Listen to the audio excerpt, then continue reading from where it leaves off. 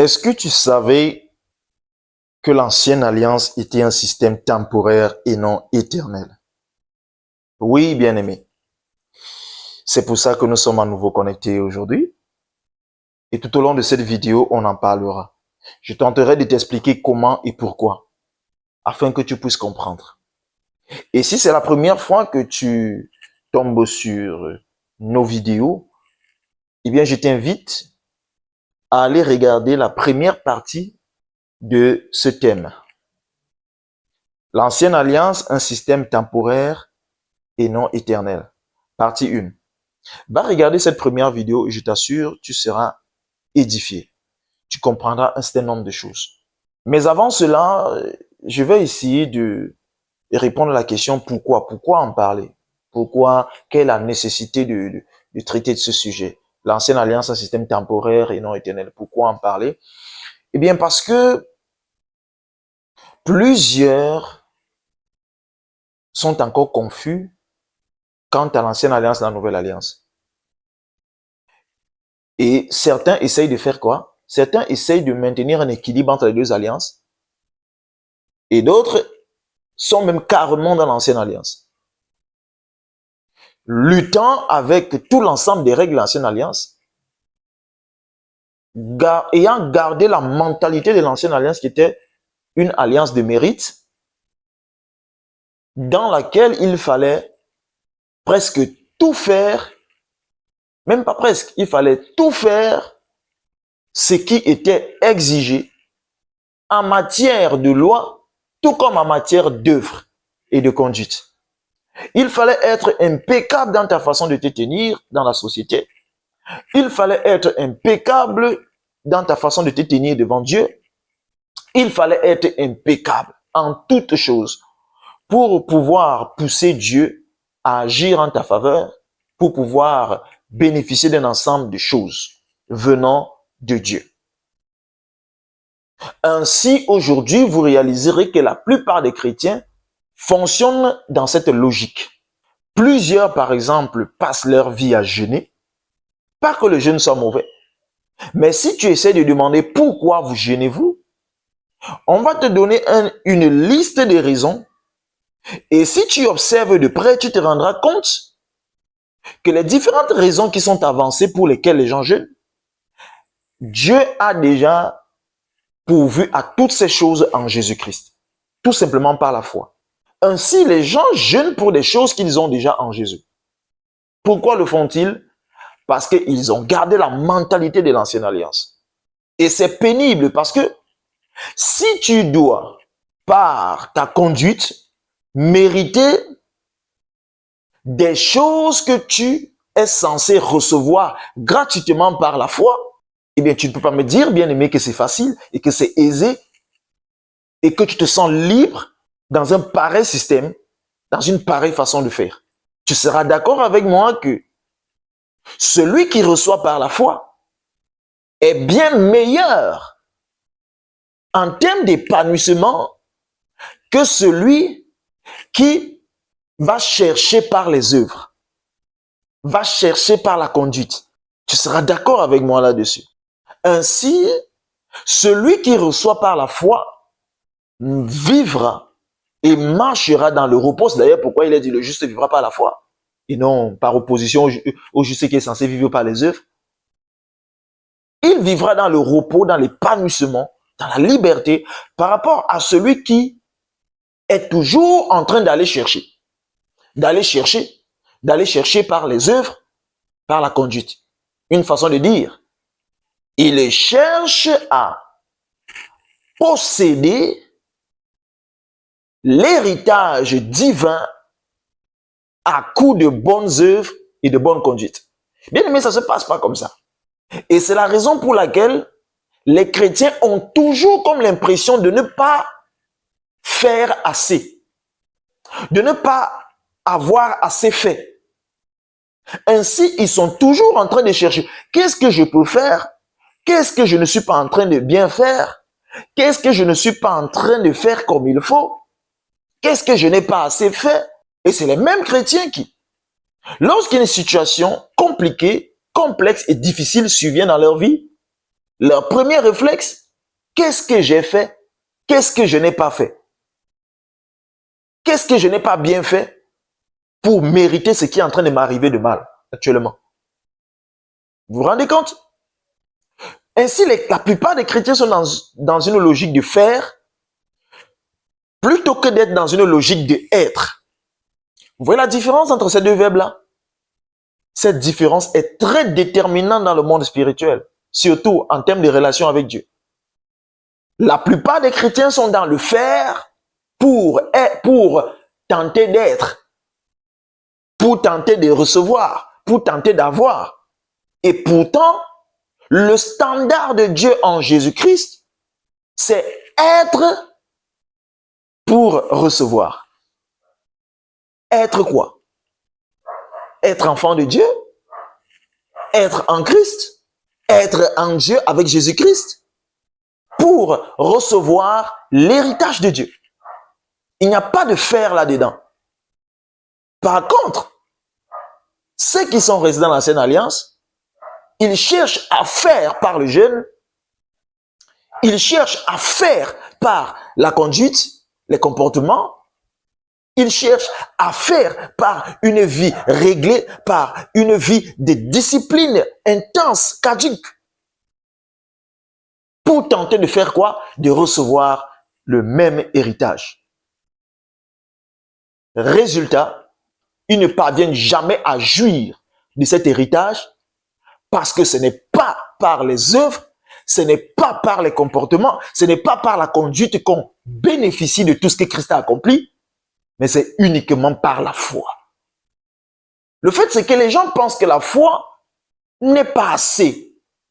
La foi est un moyen bien trop faible pour recevoir le grand héritage du grand Dieu vivant.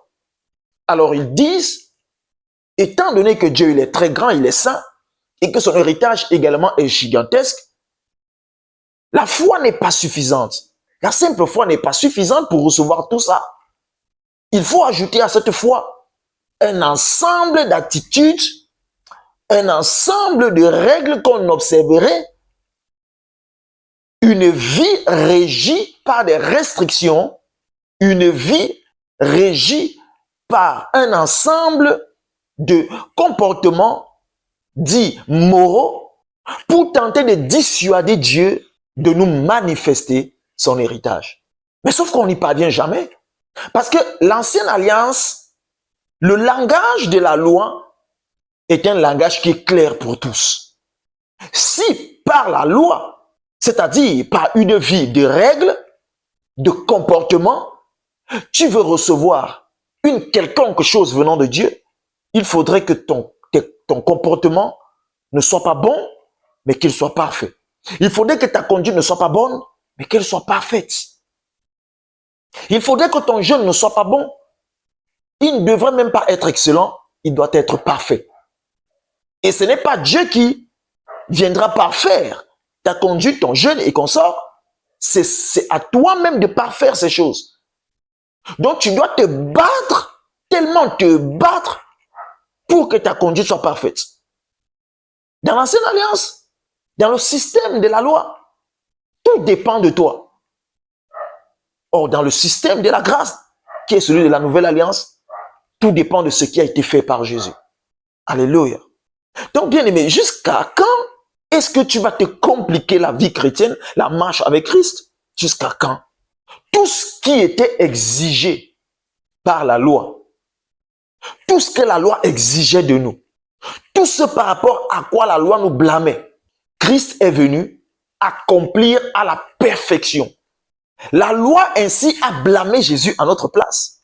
Et le Seigneur, l'Éternel, notre Père, nous a fait grâce de son héritage seulement parce que nous croyons. Seulement parce que nous avons cru.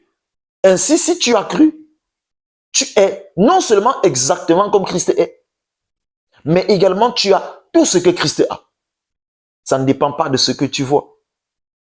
Ça ne dépend pas de ce que tu as dans tes poches. Donc, vous vous rendez donc compte qu'ainsi, on a deux types de chrétiens, si je peux le dire comme ça, actuellement dans le monde entier. Des chrétiens qui essayent des chrétiens qui se battent, des chrétiens qui s'efforcent, des chrétiens qui se démènent, qui se débrouillent pour attirer les faveurs de Dieu. Et d'un autre côté, des chrétiens qui jouissent de ces faveurs seulement par la foi. Dans quelle catégorie es-tu? C'est donc ainsi que le partage que je viens te faire a pour objectif de t'amener à comprendre que notre Père n'avait pas prévu dans sa préscience, selon que Paul le dit, le plan que notre Père a conçu dès le commencement et qu'il a caché dans son sein et qu'il a bien voulu révéler dans les derniers temps, et particulièrement à Paul, eh bien, ce plan était de donner le royaume et non de vendre le royaume. Bien-aimé, tant que tu n'as pas compris ça, tu ne seras jamais libre. Le plan de notre Père n'était pas de vendre le royaume, de troquer le royaume par les œuvres, mais le plan de notre Père était de donner le royaume. Dieu n'avait pas prévu vendre l'héritage, mais il avait prévu donner l'héritage. Dieu n'avait pas prévu que les hommes viennent chercher l'héritage, mais il avait prévu venir donner l'héritage aux hommes. C'est deux choses différentes. Il n'avait pas été prévu que les hommes fassent pour recevoir, mais il avait plutôt été prévu que les hommes soient pour recevoir. Dès lors, le dessein se fait. Le dessein selon lequel l'Ancien Testament était un projet temporaire et non éternel. L'ancienne alliance ne donnait rien d'éternel. Par contre, la nouvelle alliance donne la vie éternelle, la sainteté éternelle, la perfection éternelle. Tu n'as qu'à te rappeler de ce que Paul avait dit dans Hébreux, que Christ a conduit à la perfection pour toujours ceux qui ont été sanctifiés. La pureté éternelle, la justice éternelle.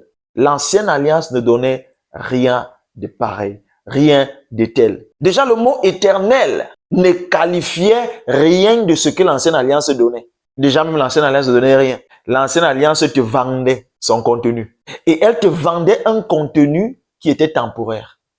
Par contre, la nouvelle alliance te donne.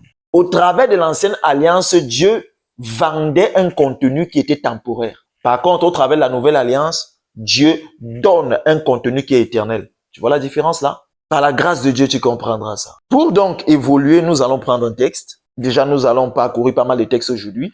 Et je t'assure, au sorti de cette vidéo, je pense que tu n'auras plus de flou si tu en as encore. Je pense que le sujet sera assez clair pour toi. Je t'invite à aller dans Hébreux. Hébreux chapitre 8, le verset 7.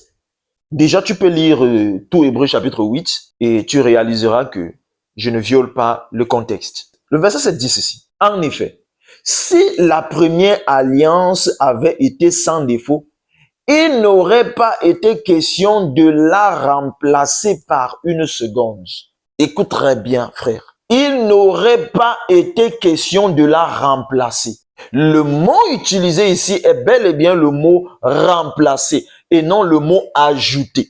L'ancienne alliance, la nouvelle alliance n'a pas été ajoutée à l'ancienne. Notre Père est passé d'une alliance à une autre avec les hommes. L'ancienne alliance avait un objectif qui était temporaire. Et tout au long de la première vidéo, j'ai expliqué cela.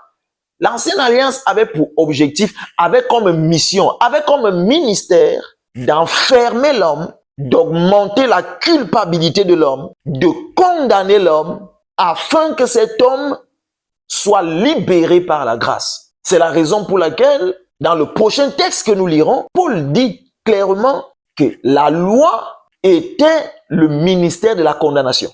Nous allons arriver, ne t'en fais pas.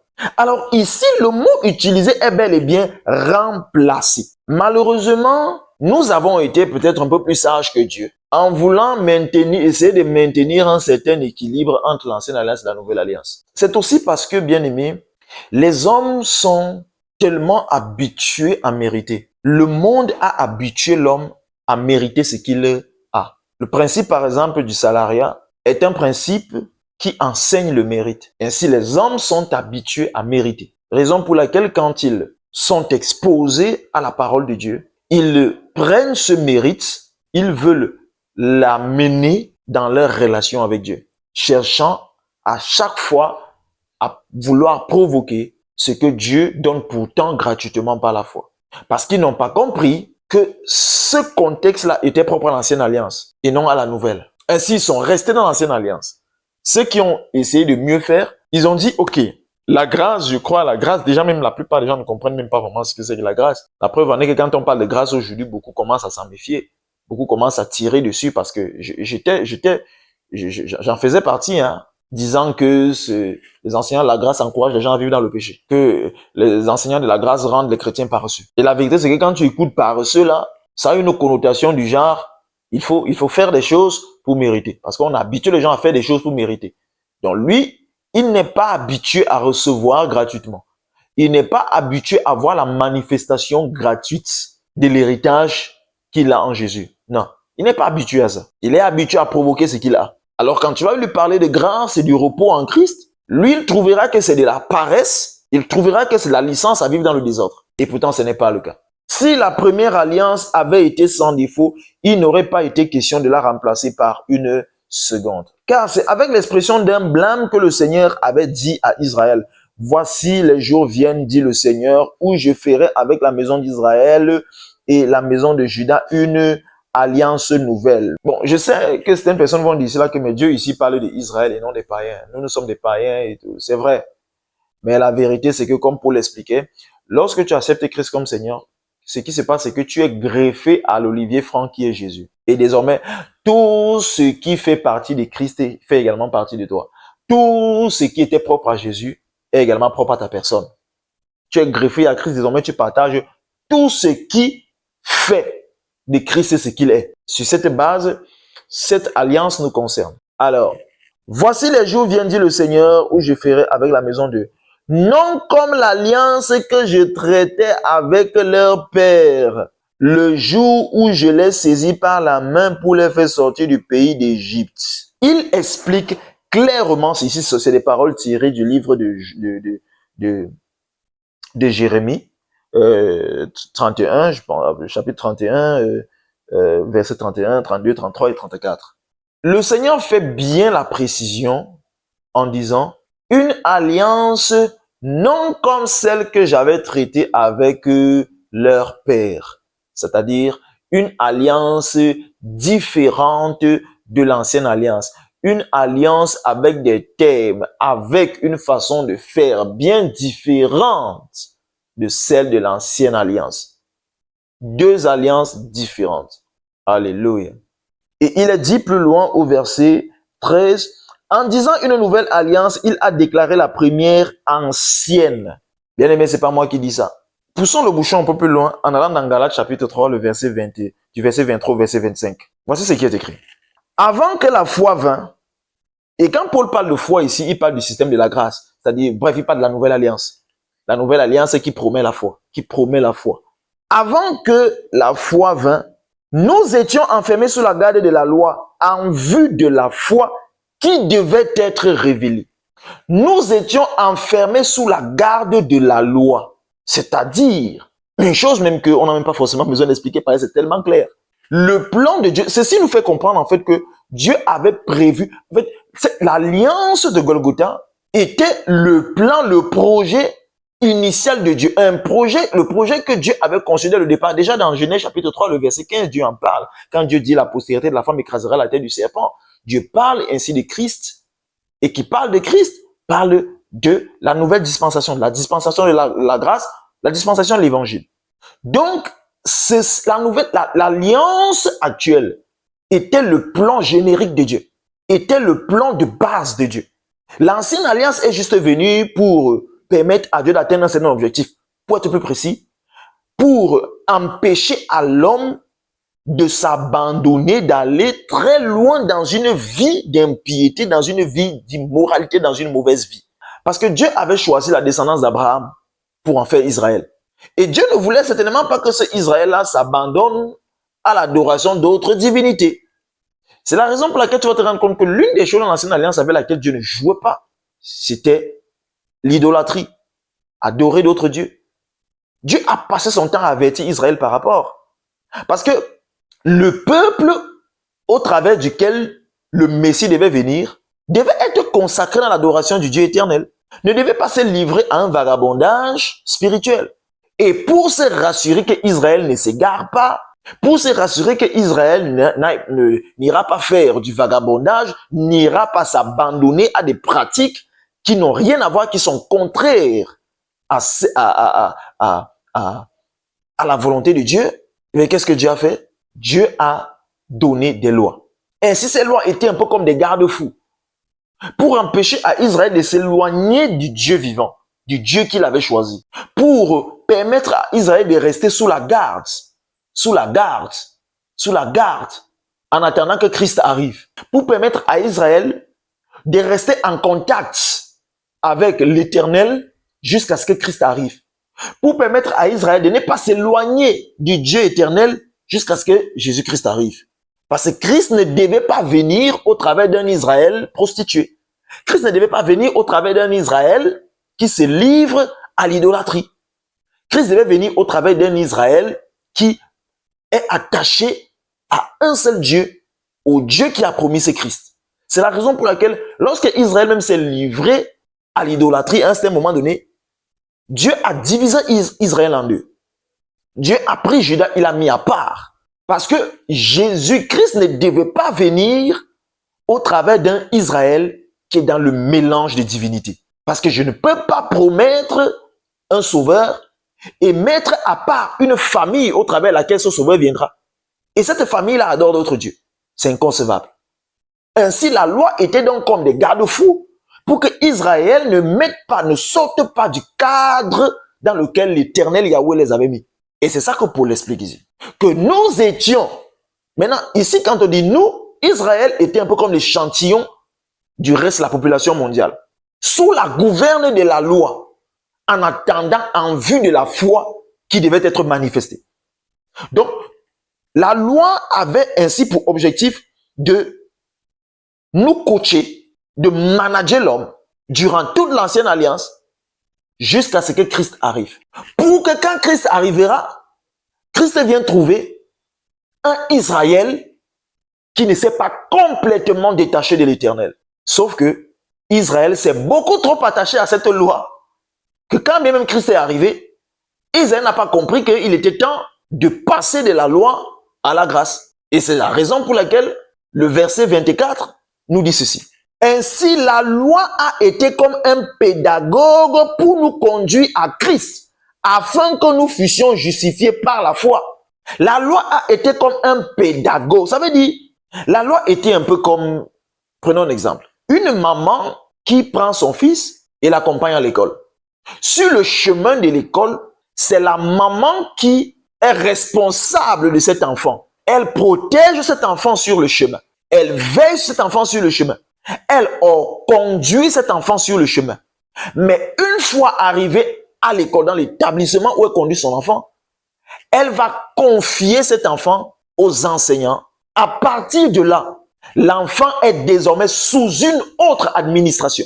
L'administration des enseignants de cet établissement. Or, à la maison et sur le chemin, l'enfant était sous l'administration de la maman. La maman, ainsi, était comme cet intermédiaire qui avait pour objectif de conduire l'enfant jusqu'à ce que l'enfant arrive au seuil de l'établissement. Dès lors que l'enfant entre dans l'établissement, désormais cet enfant est la responsabilité de l'établissement et non plus vraiment de la maman. Tout ce qui arrivera dans cet établissement, l'établissement devra rendre compte et non la maman. Voilà un exemple qui nous aide à comprendre la loi et la grâce. L'ancienne alliance et la nouvelle alliance. L'ancienne alliance était donc comme cette maman-là, qui avait pour objectif de conduire l'homme, d'encadrer l'homme, d'administrer l'homme, jusqu'à ce que Christ arrive. Plus précisément, jusqu'à ce que Christ meure et que la nouvelle alliance soit instituée au travers de son sang. Et une fois la nouvelle alliance instituée, l'homme qui a été conduit par la loi pendant des milliers d'années, désormais est sous l'administration de la grâce, ou l'administration de la foi, ou sous la nouvelle alliance. C'est pourquoi Paul peut dire ici souvent que nous ne sommes plus sous la loi, mais nous sommes sous la grâce. Parce que le ministère de la loi s'achève là où le ministère de la grâce commence. Le ministère de l'ancienne alliance s'achève là où le ministère de la nouvelle alliance commence.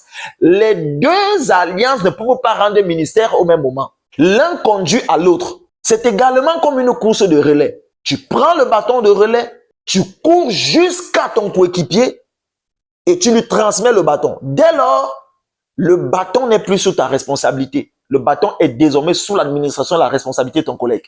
C'est ça l'ancienne alliance, la nouvelle alliance. Ce n'est pas les deux à la fois, non. L'une après l'autre. L'ancienne alliance a rendu son ministère, encadré l'homme, administré l'homme, pour éviter que l'homme se perde trop dans la multitude de divinités qu'il y a là dehors, pour que l'homme reste concentré sur l'éternel Yahweh, jusqu'à ce que Christ arrive.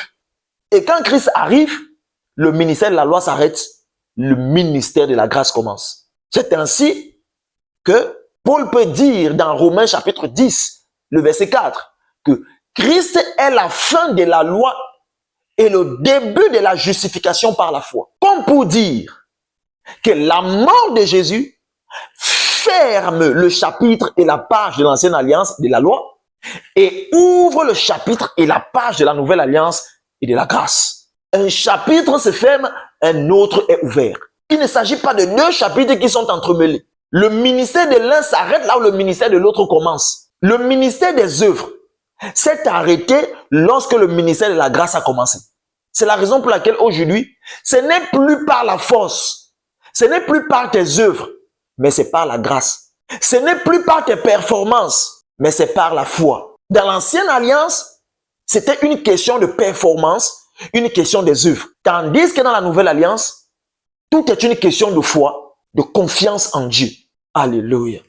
La loi était comme un pédagogue pour nous conduire à Christ afin que nous fussions justifiés par la foi. Un pédagogue, un docteur qui t'accompagne, un pédagogue, un encadreur, un professeur qui a une mission spécifique avec une durée bien définie. La loi, l'ancienne alliance, le ministère des œuvres avait une durée bien définie, bien délimitée dans le temps. Or, la nouvelle alliance, l'alliance de la grâce est éternelle.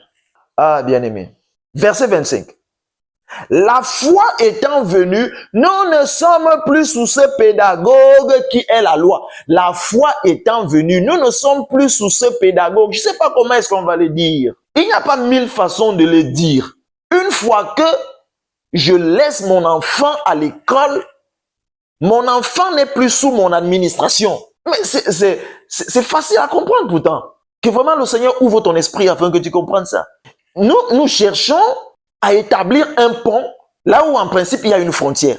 Nous voulons établir un pont pour maintenir le contact entre les deux, là où en vérité il y a une frontière. Quand l'ancienne alliance arrive, au moment où le Seigneur avait fixé, elle transmet le colis, elle transmet le bâton de relais qui est l'homme. Et elle le transmet à qui? À la nouvelle alliance. Ainsi, Dieu ne te regarde plus. Toi qui as accepté Christ, Dieu ne te regarde plus selon le contexte de l'ancienne alliance. Dieu ne te regarde plus sur la base de ce que tu fais et ne fais pas, mais plutôt sur la base de qui tu es. C'est la raison pour laquelle, au travers de la nouvelle alliance, Dieu n'a pas cherché à améliorer l'homme qui est sorti de l'ancienne alliance. Au travers de la nouvelle alliance, Dieu a procédé à une recréation de l'homme qui est sorti de l'ancienne alliance. Tu comprends ça? L'homme qui est sorti de l'ancienne alliance, déchu, égaré, perdu, coupable, séparé, éloigné de Dieu. Cet homme-là, quand il arrive au seuil de la porte de la nouvelle alliance, pour qu'il entre dans le système de la grâce, Dieu n'a pas amélioré sa version de l'ancienne alliance, mais Dieu l'a recréée. Parce qu'il ne doit même pas avoir en toi un élément, une nature qui vient de l'ancienne alliance. C'est pourquoi toute personne qui n'est pas en Christ a en lui une nature qui lui vient de Adam, qu'il a hérité de Adam, la nature déchue. Cette nature déchue-là est justement la chose difficile à contrôler que la loi a essayé de contrôler, essayé de contenir, jusqu'à ce que la grâce vienne tuer cette nature-là. C'est la raison pour laquelle, en Christ, tu n'es pas la version améliorée du païen que tu étais hier. Non.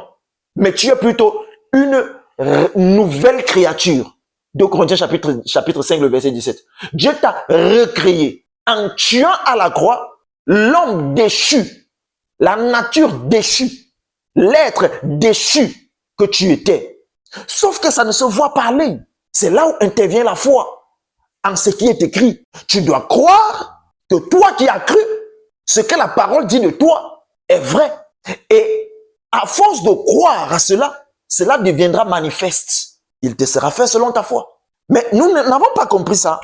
Avec la mentalité de l'ancienne alliance, au quotidien, les chrétiens se battent avec le concours de la culpabilité, avec la pression que leur met la culpabilité, avec la pression des règles, des commandements pour tenter d'être une meilleure version du païen ou des païens qu'ils étaient.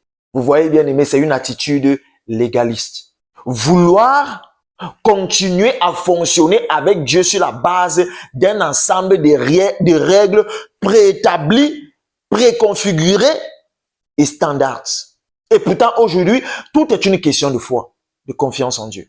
Souvenez-vous, mes frères, il n'est pas dit que sans la bonne attitude, il est impossible d'être agréable à Dieu. Mais il est dit, sans la foi, il est impossible d'être agréable à Dieu, bien-aimé. Sans la foi, il n'est pas dit sans la piété, il n'est pas dit sans la bonne conduite, il n'est pas dit sans la foi, il est impossible d'être agréable à Dieu.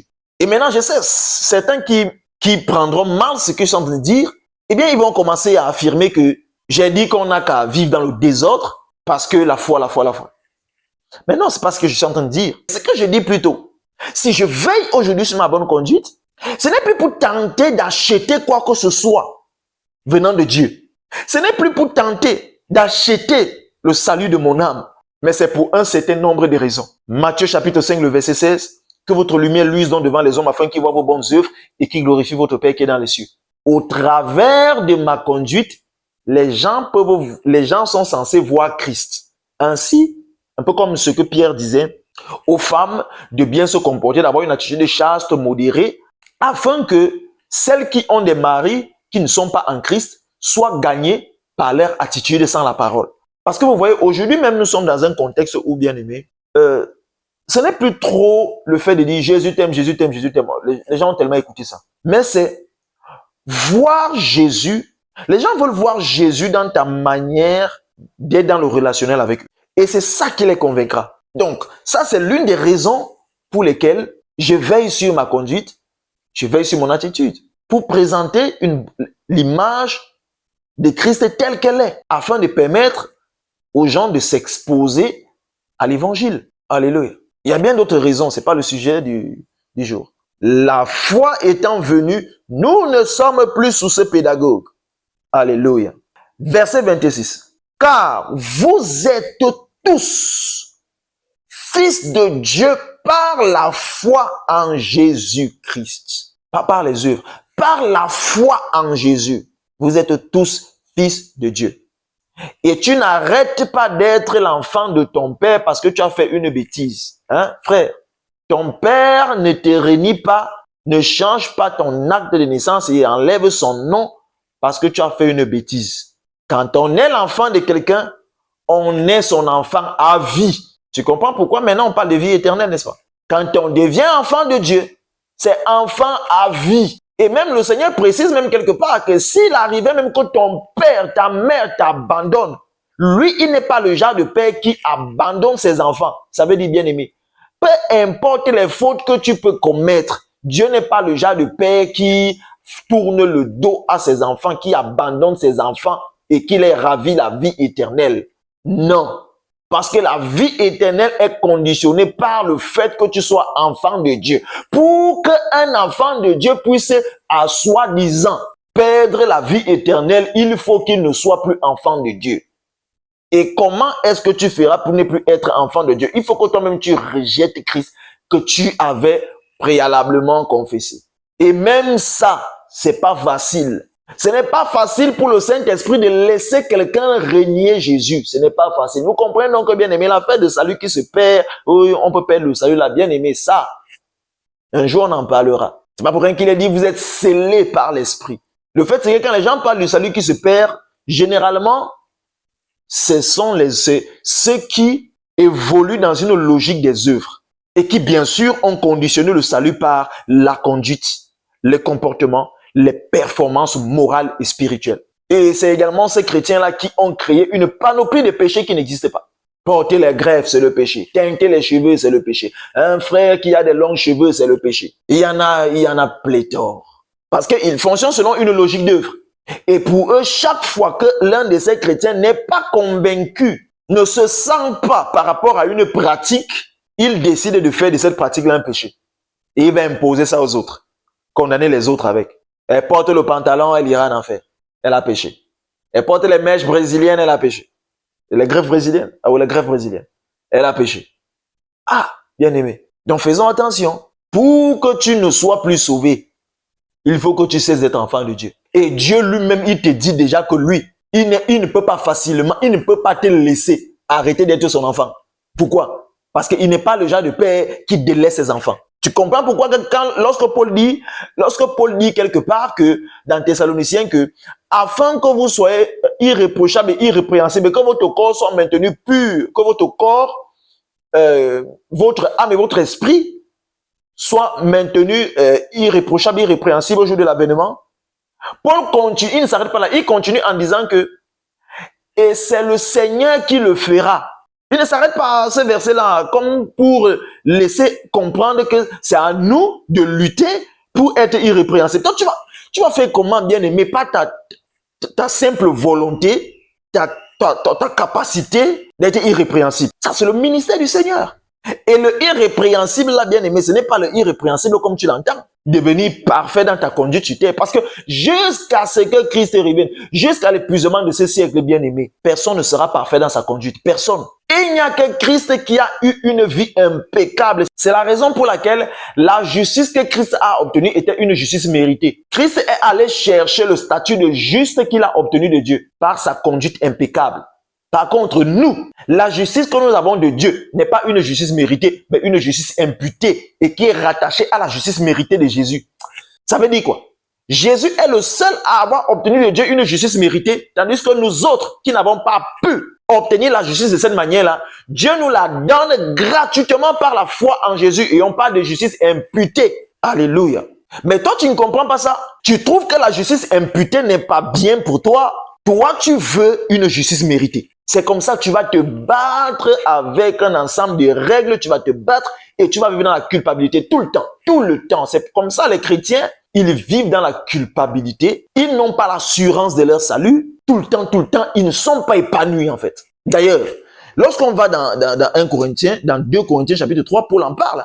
2 Corinthiens chapitre 3, à partir du verset 6. Regardez ce que Paul dit. Il nous a aussi rendus capables. Quand il dit il ici, il parle de Dieu. Il dit, Dieu nous a aussi rendus capables d'être ministres d'une nouvelle alliance, non de la lettre. Écoutez, bien-aimés, écoutez. Vraiment, il dit, Paul fait une précision ici que Dieu nous a rendus capables d'être ministres de la nouvelle alliance et non ministres de l'ancienne alliance. Ministres de la nouvelle alliance. Un ministre est appelé à défendre ce pourquoi il a été établi ministre.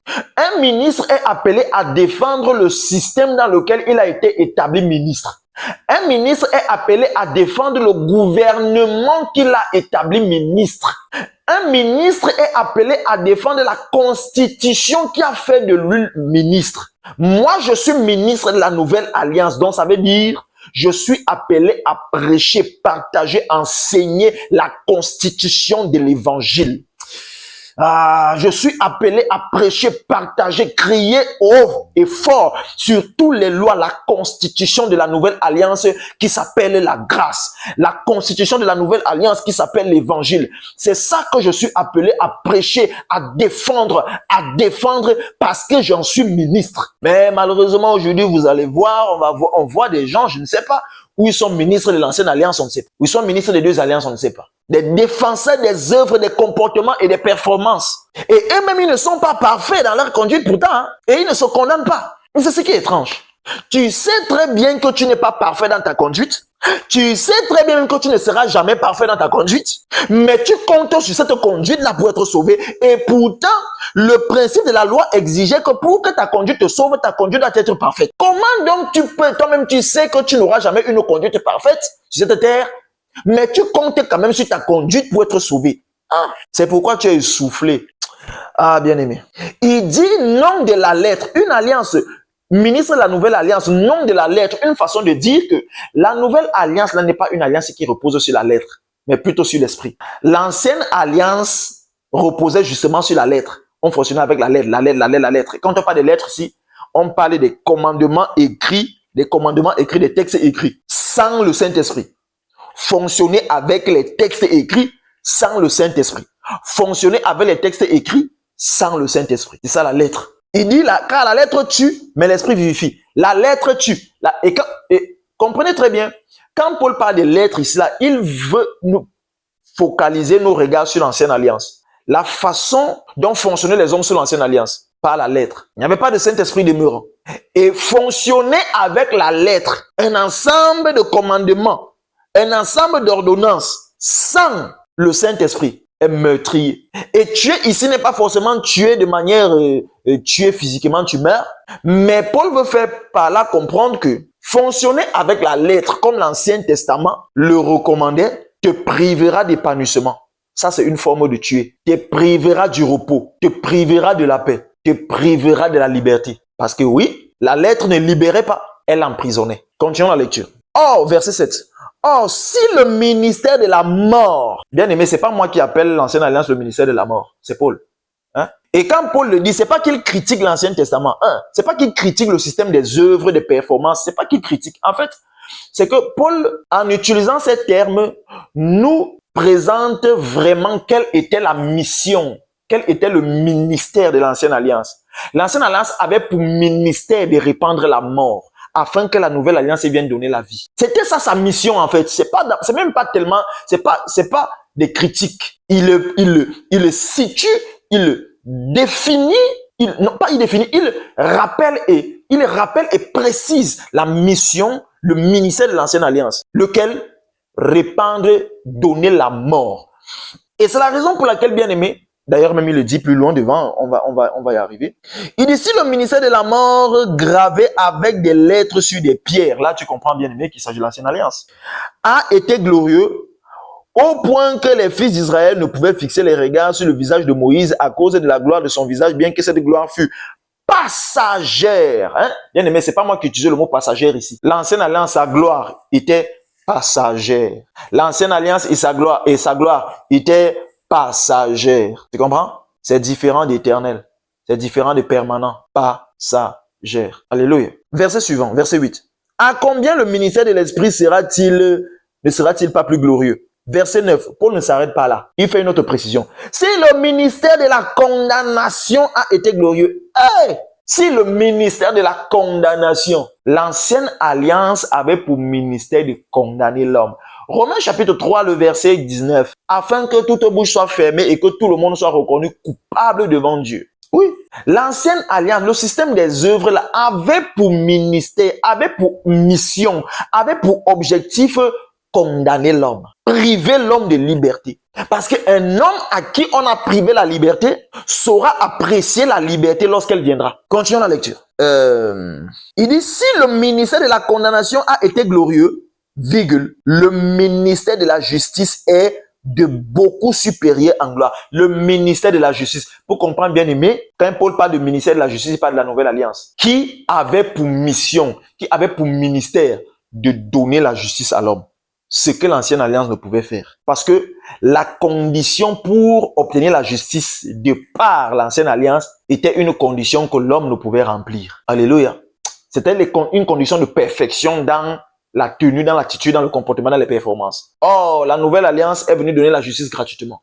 Le ministère de la justice est de long supérieur en gloire. Écoute, on n'a pas terminé. Allons au verset 11.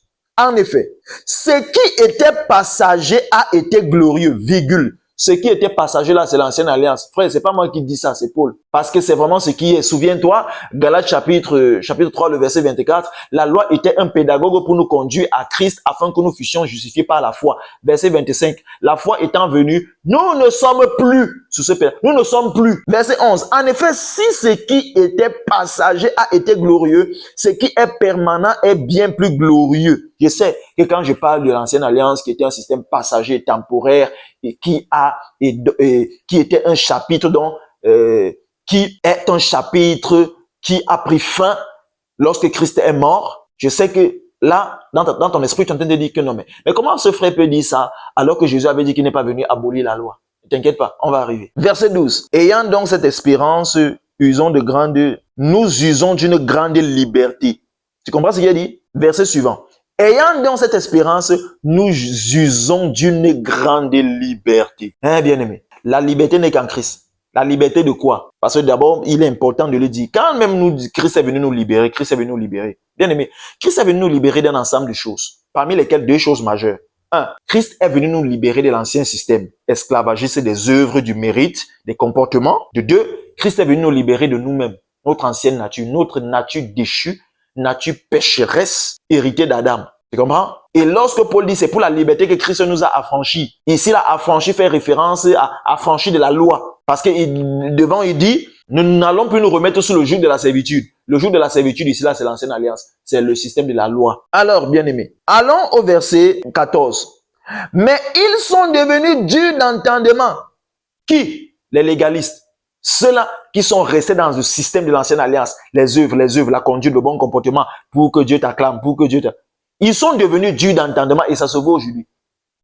On parle de la grâce comment tout ce qu'ils trouvent de bon à dire. Oh, vous encouragez les gens à vivre dans le péché. C'est devenu une réplique automatique. Parce qu'ils sont devenus durs d'entendement. Et ça n'a pas commencé aujourd'hui. Et moi, j'étais comme ça. Hein. C'est depuis le temps de Jésus avec les pharisiens. Ils étaient durs d'entendement. Comme pas possible. C'est la même chose que nous vivons aujourd'hui. Regardez, écoutez, regardez la lecture, regardez. Mais ils sont devenus durs d'entendement car jusqu'à ce jour, le même voile demeure quand, virgule, ils font la lecture de l'Ancien Testament. Ah, bien-aimé. Le voile de l'ignorance. Bien-aimé, c'est vrai que Jésus est partout dans la Bible. Mais voici une précision qu'il faut faire. La révélation de Christ que tu me sortiras de l'ancienne alliance n'est pas la même révélation de Christ que tu me sortiras de la nouvelle. C'est-à-dire quoi? Christ dans l'ancienne alliance ne s'est pas révélé sous sa vraie nature. Or, c'est ce qu'il a fait dans la nouvelle alliance. C'est la raison pour laquelle dans la première vidéo, j'expliquais que l'ancienne alliance n'épousait pas la nature propre de Dieu. L'ancienne alliance n'était pas en accord avec la nature propre de Dieu, avec le caractère de Dieu. C'est la raison pour laquelle cette alliance ne pouvait pas être éternelle. Parce que cette alliance-là n'était pas synchronisée, n'était pas alignée avec le caractère de Dieu. Par contre, la nouvelle alliance l'est. Donc, aussi longtemps que les gens restent dans une logique d'ancienne alliance et des œuvres méritoires, bien aimés, ces personnes ne comprendront jamais la vérité de la liberté en Christ. Ils ne comprendront jamais le plan parfait de Dieu pour toute l'humanité qui était de réunir tout en Christ et non en Moïse, qui était de réunir tout en Christ et non en Moïse, qui était de réunir tout en Christ et non en Moïse. Ils ne comprendront jamais ça. Ils raisonneront toujours quand on parlera de grâce. Ils raisonneront toujours quand on parlera d'évangile parce qu'ils sont voilés. Et ça se voit aujourd'hui, bien-aimés. Ça se prouve aujourd'hui. Continuons la lecture, on n'a pas fini. Car jusqu'à ce jour, le même voile demeure quand, virgule, ils font la lecture de l'Ancien Testament, virgule, et il ne se lève. Il l'a émis pour ce voile. Et ce voile ne se lève, pas parce que c'est en Christ qu'il disparaît. Alléluia.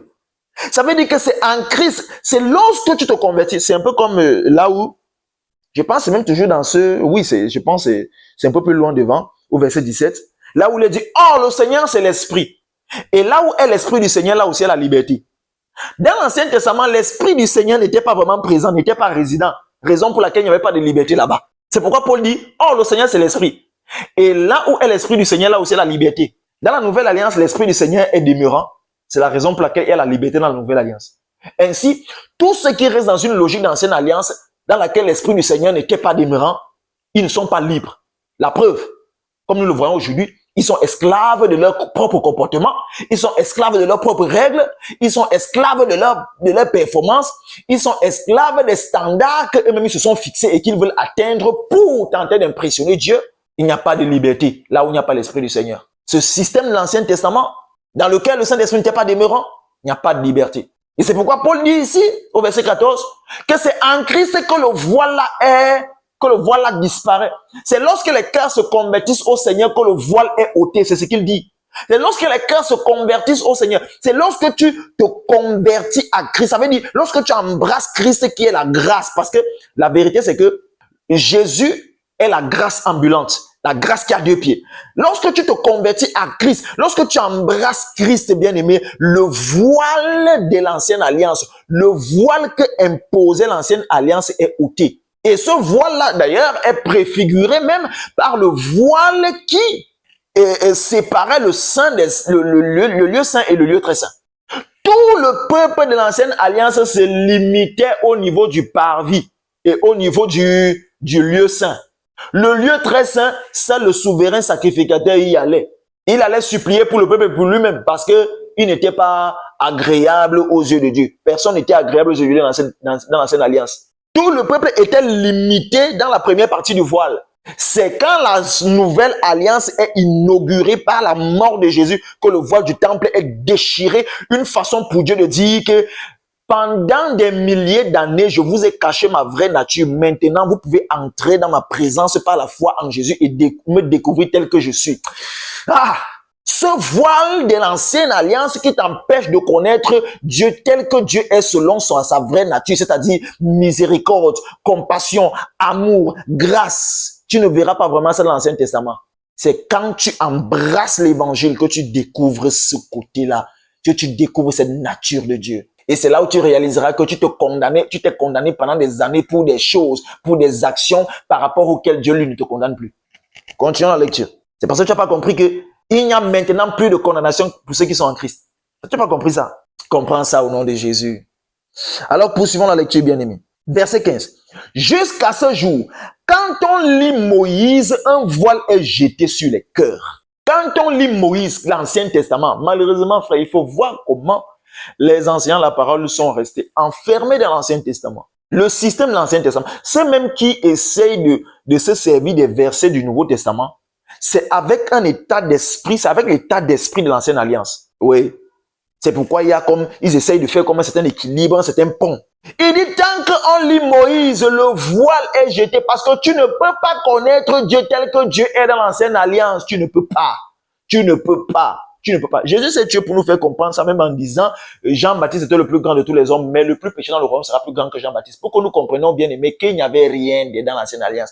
Il n'y avait rien à envier à ces personnages. Ces personnages de l'ancien testament ne connaissaient pas Dieu comme toi et moi nous connaissons aujourd'hui. Il n'y a que quelques personnes à l'occurrence David, à qui le Seigneur a un peu ouvert les yeux sur sa vraie nature. C'est pourquoi quand tu lis les psaumes bien aimés, tu vas avoir comme l'impression que tu trouveras la grâce, la nouvelle alliance dans les psaumes. C'est parce que David est celui à qui le Seigneur avait un peu fait comprendre, avait un peu fait découvrir son vrai côté. Miséricorde, grâce, amour, justice par la foi. C'est pourquoi David avait dit, heureux seront ceux à qui les péchés ne seront pas imputés. Oui. Parce que une fois que tu es en Christ, bien aimé, tes péchés les fautes que tu ne te sont plus imputées. Je sais ce que tu es en train de dire, bien aimé, laisse. On va bien en parler un autre jour. Mais, lorsque les cœurs se convertissent au Seigneur, le voile est ôté. J'ai expliqué ça tout à l'heure. Ce n'est qu'en Christ que le voile de l'ignorance en ce qui concerne la vraie nature de Dieu, en ce qui concerne comment Dieu nous voit, comment Dieu te voit désormais, toi, chrétien. La plupart des chrétiens pensent que Dieu les voit selon le regard de l'ancienne alliance. Ça veut dire un Dieu qui est prêt à les punir, un Dieu qui est toujours le fouet en main à cause des fautes qu'ils commettent, un Dieu qui est là à exiger un ensemble de performances. Vous voyez, ça, c'était le regard de Dieu dans le contexte de l'ancienne alliance. Et les chrétiens aujourd'hui continuent à penser que Dieu les voit de cette manière. C'est le voile, ce sont les effets du voile que impose la mentalité légaliste. Verset 17. Or, le Seigneur, c'est l'Esprit. Bien aimé, le Seigneur, c'est l'Esprit. Et dans l'Ancien Testament, le Saint-Esprit là n'était pas demeurant. Esprit, ici, ça avait E majuscule, faisant référence au Saint-Esprit. Et là où est l'Esprit du Seigneur, là aussi est la liberté comme en Christ. C'est en Christ qu'il y a l'Esprit du Seigneur. Et c'est là qu'il y a la liberté. Mais les gens ayant reçu le Saint-Esprit ont gardé la mentalité de l'ancienne alliance. Alors, cette liberté-là, ils ont du mal à la vivre. Je sais que il y a ça qui passe. Mais frère, qu'en est-il de ce que Jésus avait dit qu'il n'est pas venu abolir la loi? Ok, d'accord. Alors, allons dans Colossiens. Colossiens chapitre 2, verset 14. Regardez, écoutez ce qu'il écrit au verset 14.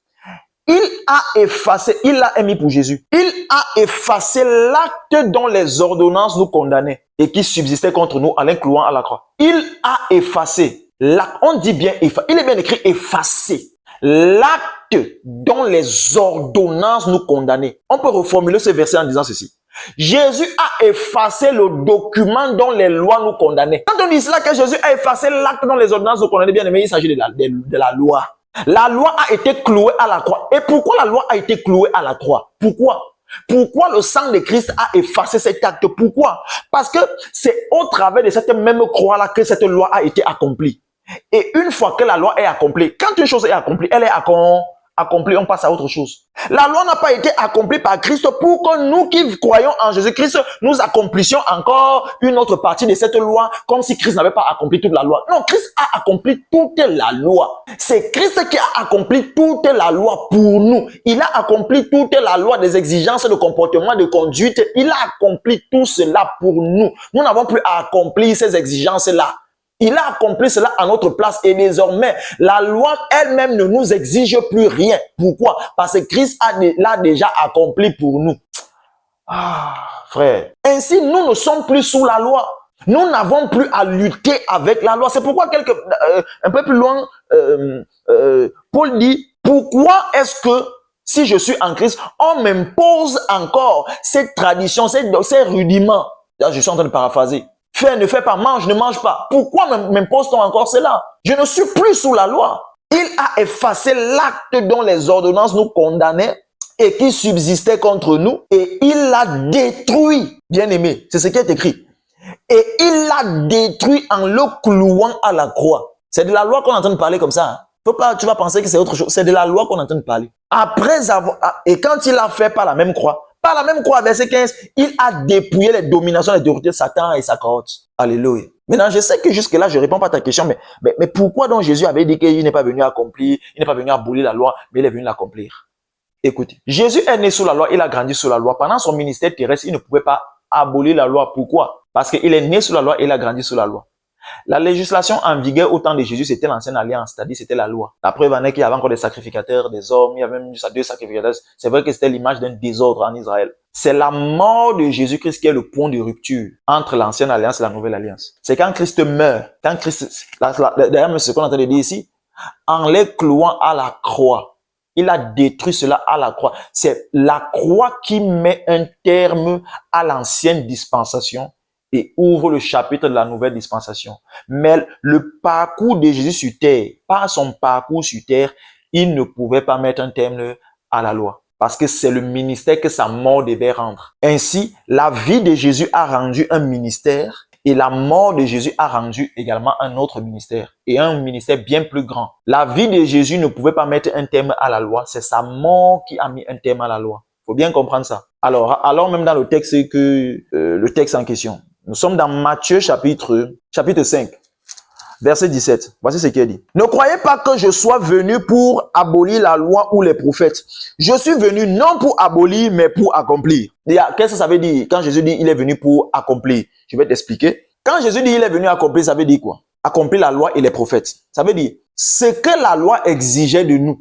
Jésus est venu pratiquer cela. La mort que la loi devait nous infliger pour ne l'avoir pas observé parfaitement. Jésus a subi cette mort-là à notre place. Jésus a accompli ainsi la loi en mourant à la croix. accompli les prophètes. Les prophètes avaient annoncé un ensemble de choses que Jésus devait faire durant son parcours sur cette terre. Et Jésus a accompli tout ce que les prophètes avaient annoncé concernant sa venue pour le salut de l'humanité. Jésus a accompli tout cela quand il est mort à la croix. Donc ainsi, par sa mort à la croix, Jésus a accompli les prophètes. Il a accompli, quand on dit les prophètes, ça veut dire ce que les prophètes avaient prophétisé, avaient annoncé concernant eux, son ministère pour le salut de l'humanité. Il a accompli tout cela en mourant à la croix. Il a aussi accompli la loi en mourant à la croix. Maintenant, si on s'arrête seulement à ce niveau-là, c'est clair que ce qui est écrit ici, là, qu'on te dit, c'est tout ce que je viens de développer tout à l'heure. Et même qu'on te dit ce que Paul, parce que ce que je viens de développer là, tout à l'heure, c'est ce que Paul, c'est l'évangile que Paul a reçu et qui est le seul évangile. D'ailleurs, lui-même, il le dit, je m'étonne que vous soyez promptement si vite passé à un autre évangile.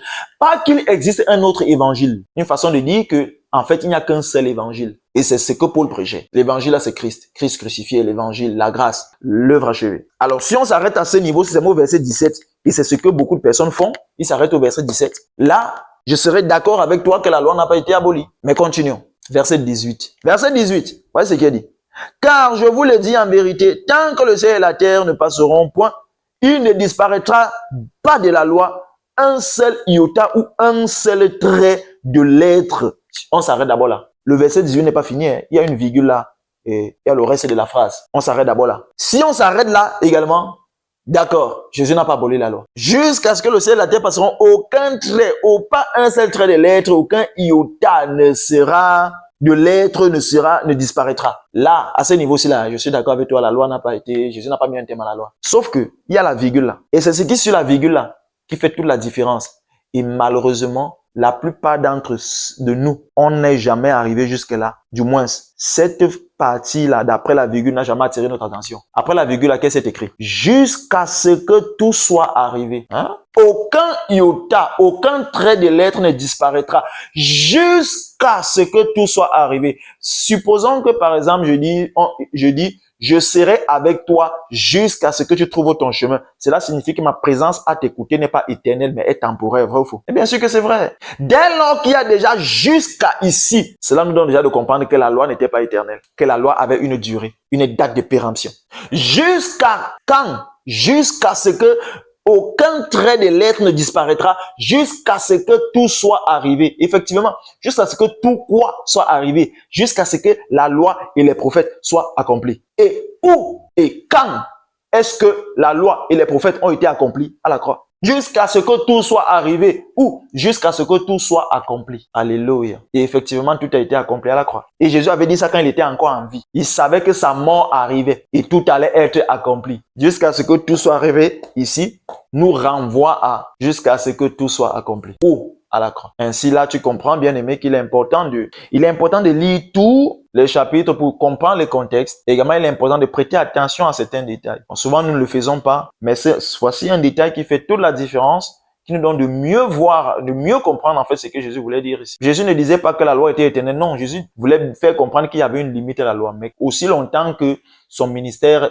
il ne pouvait pas l'abolir. Mais en mourant à la croix, il a cloué cet acte dont les ordonnances nous condamnaient parce que oui, la loi avait pour mission de nous condamner. On l'a lu dans 2 Corinthiens chapitre 3, le ministère de la condamnation. Il a cloué dans ce contrat-là, il a cloué cela dont les ordonnances nous condamnaient en les détruisant à la croix. Alléluia. Alors bien aimé, c'est ici que nous allons nous arrêter. Et je vais te dire, mon frère, que je sais que tu as entendu beaucoup de choses. Je sais qu'aujourd'hui, tu te bats avec ta conduite pour tenter de te faire. Aujourd'hui, tu te bats avec ta conduite. Tu cherches à développer des performances spirituelles pour être approuvé de Dieu, apprécié de Dieu, pour même espérer ne pas perdre le salut, pour essayer de garder ton salut déjà. Comment tu peux faire pour garder une chose que tu n'as pas pu obtenir par tes efforts? Une chose que tu as obtenue gratuitement, que tu as obtenue par la foi. Toi, tu veux garder ça par les efforts, par les œuvres. Ce qui a commencé par la grâce se poursuit par la grâce et s'achève par la grâce. Ce qui a commencé par la foi se poursuit par la foi et s'achève par la foi. Tu ne peux pas obtenir le salut par la foi et maintenant tu dis que tu veux le garder. D'abord, tu vas faire comment pour le garder? Déjà qu'il ne dépend même pas de toi. Maintenant, tu veux le garder. Tu vas faire comment pour le garder? Tu fais ça comment? Tu vas faire comment pour garder une chose que que Jésus-Christ donne, que Jésus-Christ donne gratuitement, que Jésus donne gratuitement par la foi. Tu vas le garder comment? Par les œuvres. S'il y a même une possibilité de garder le salut, ce ne serait que par la foi. Le juste vivra par la foi. Mais le salut n'est pas une chose que l'homme est censé garder. Non. C'est le Seigneur qui veille sur notre salut. Tu vas le garder comment? Tu as quelle capacité de le garder? Donc, je sais aujourd'hui, certainement, tu es en train de lutter ainsi parce que tu continues à penser que Dieu te voit comme il voyait les hommes sous l'ancienne alliance. Mais sache bien aimé à partir d'aujourd'hui que si tu as accepté Christ, 2 Corinthiens chapitre 5, le verset 17, tu as été recréé. Et peu importe ce que tu vois d'apparence sur toi, peu importe d'abord les actions que tu poses dans ton expérience sur cette terre, Dieu te regarde aujourd'hui sous l'angle de ta position et non sous l'angle de tes actions d'abord. Il te regarde d'abord sous l'angle de ta position en Christ. Et dans ta position en Christ, tu es parfait, tu es saint, tu es juste, tu es sauvé. Tu as tout. Dans l'ancienne alliance, tu regardais les hommes sous l'angle de leurs actions. Aujourd'hui, Dieu te regarde selon l'être que tu es devenu et non selon le faire que tu te débrouilles à accomplir. Il faut que tu comprennes ça, que tu intègres ça et que tu laisses cette vérité te décharger de ces fardeaux que tu traînes, que tu laisses cette vérité te libérer de ces fardeaux de culpabilité, de condamnation, de ces fardeaux de lutte perpétuelle pour tenter de garder ton salut. Laisse ces vérités te décharger et vis la liberté en Christ. Attache-toi à la grâce et grandis dans la grâce, comme Paul disait. Dieu ne te condamne plus parce qu'il n'y a plus de condamnation pour ceux qui sont en Jésus-Christ. Pas pour ceux qui sont en Jésus et qui se comportent bien. Non, pour ceux qui sont en Jésus. Il n'y a plus de condamnation pour eux. Qui nous condamnera? Qui nous accusera? Dieu ne te condamne plus. La condamnation repose sur ceux qui refusent de croire en Christ. Et en dépit bien aimé de ce que nous pensons, la plupart des hommes sur la terre ne croient pas en Jésus. Avant, je pensais que tous les hommes de la terre croient en Jésus. C'est faux. La plupart des hommes sur la terre ne croient pas en Jésus. C'est sur eux que repose la condamnation. En Jésus, tu es libre. Ne te remets plus sur le joug de la servitude qui t'a privé de paix, d'épanouissement pendant si longtemps. Au nom de Jésus, tu es béni.